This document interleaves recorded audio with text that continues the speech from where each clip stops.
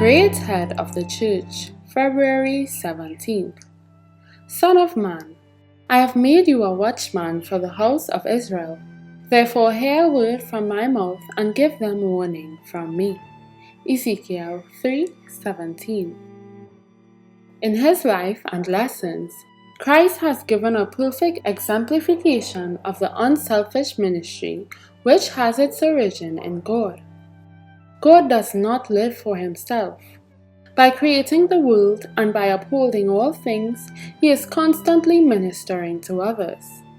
He maketh his sun to rise on the evil and on the good, and sendeth rain on the just and the unjust.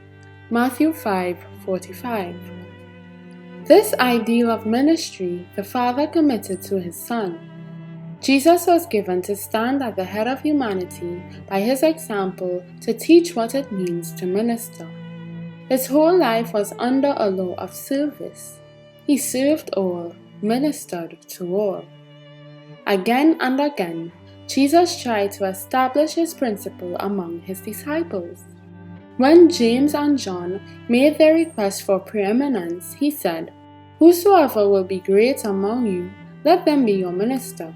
And whosoever will be chief among you, let him be your servant. Even as the Son of Man came not to be ministered unto, but to minister, and to give his life a ransom for many." Matthew 20:26-28. Since his ascension, Christ has carried forward his work on the earth by chosen ambassadors through whom he speaks to the children of humanity and ministers to their needs. The great head of the church superintends his work through the instrumentality of men and women ordained by God to act as his representatives.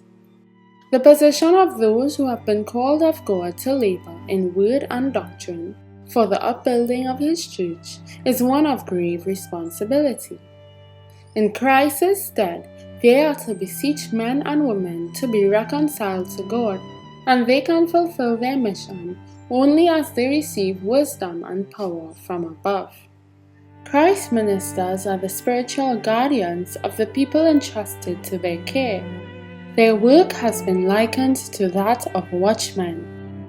It is the privilege of the watchman on the walls of Zion to live so near to God and to be susceptible to the impressions of his Spirit that he can work through them to tell men and women of their peril and point them to the place of safety. The Acts of the Apostles 359-361. Further reflection. How can I work more closely with Jesus to achieve his objectives? From Jesus, Name Above All Names, page 56.